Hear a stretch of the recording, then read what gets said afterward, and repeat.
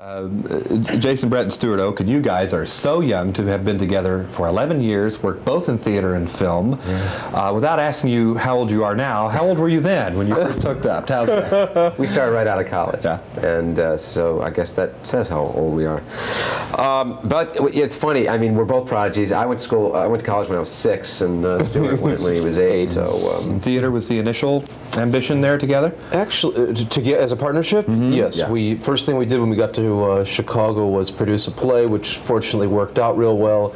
We then went on, and it was a wonderful, exciting time in the Chicago theater development, and we built a theater. We actually went out with full guns blazing and said we're going to build ourselves a new building, and we built a 400-seat theater, the Apollo Theater Center, which was the first theater ever built for the off-loop theater movement in Chicago. And son of a gun, speak of the devil, Jason, you guys end up putting on Sexual Perversity in Chicago. Oh, wacky world. Funniest thing. At that time, I guess, were you like a lot of theater folks scorning the movies, and maybe when you put on this play, it never entered your mind that it ever could be done as a film? I just blew the sound man's ears off. My background in college was acting and directing, and I had always been fascinated by movies. Theater was a very late addition in my life, actually. As an actor, the training that theater afforded was what I was initially drawn to. And then, the first play we produced was a vehicle for myself and others as actors, and then we fell into this producing partnership, which has endured. But so theater was actually it was I sidestepped into it as an actor because I wanted the training of acting, and then intended always to get into motion pictures. There was never any of this, Stewart, in the movies. Nah. No, actually, to the contrary, we were a commercial.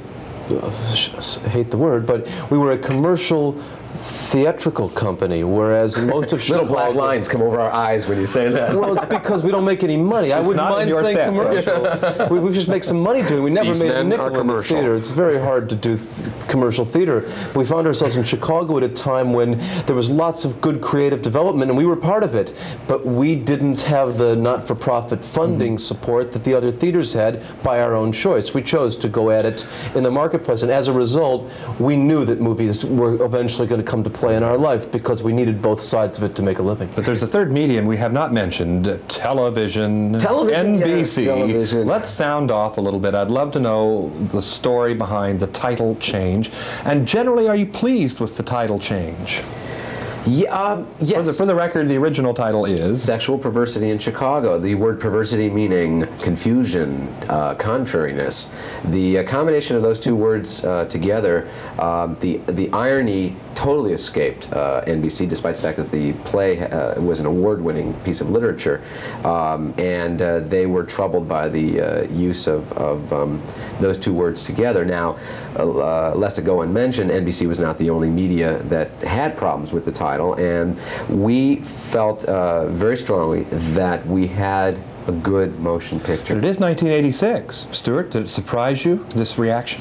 Yes, I think it did surprise me. We were slightly outraged at the fact that censorship was still something that was going on, especially when it was clearly not a sexually perverse project. It was, you know, mature, experienced motion picture professionals attaching their names to something that was written by a Pulitzer Prize-winning writer. We thought we could get around it. The truth is, we loved the old title. Yeah. The old title's a great title. It's stimulating, it's provocative, it's sexy. It's ironic, and it allows us to be intelligent at the same time as kind of giving people a turn on. On the other hand, I think as Jason was alluding, we liked our movie. And we didn't want the controversy to and titles overwhelm. become important. I mean, what's in a title, Jason? What are some options that I think oftentimes titles are somehow amorphous until you've seen the movie. I mean, what really did Tootsie mean to us before we saw Tootsie? What really did The Way We Were mean until you saw The Way We Were? I love that great generic Warner Brothers title, Another Dawn. Another Dawn. Every time there was a Hollywood movie on a marquee in the background of those old pictures, literally it was Another Dawn. Did you know that story? Our only rule when we set about the task of picking a new title was we would not use the word wacky in the title. Or Thank you. Appreciate it. or Connection or something like Connection, that. nothing like that. I mean, there were other titles like Desire Under the L, you know, or Danny Does Debbie Does Bernie Do Joan, you know, things like that. But About Last Night actually is a phrase that is uttered 5 times in the first 6 minutes of this movie. Now, you take the project back to Chicago. You're at least a month, I guess, in the Windy City shooting. Right. Yeah. I mean, is this a fantasy, going back home, all your friends? I have my fantasy story. What's yours? That's dirty. You tell you, and you got my. I don't have one. We closed down Rush Street, which is the meat market street where all the bars are in Chicago, for 2 nights to film there, and I had probably been thrown out of every one of those bars at some point in my life, and to have control of the street for a night or 2 was so. Did it go to his head, Stuart? I mean, was he out of control? Funny. Well, it was our town. You know, it was a wonderful time for us, and playing softball in Grant Park, or actually going up and shooting over Wrigley Field, things like that. Oh yeah, to get the Cubs. We had Willie Galt in our movie. Willie Galt, Chicago Bears. Chicago Bears. He's in the bar. Well, he was actually at the Christmas party. Right. So yeah, it was a wonderful time. And also to have our friends and family in the city behind us, and that was great. Speak to the viewers that are over 25. Bless their hearts. They've got something they can come see. Talk to them. What are they going to see in About Last Night?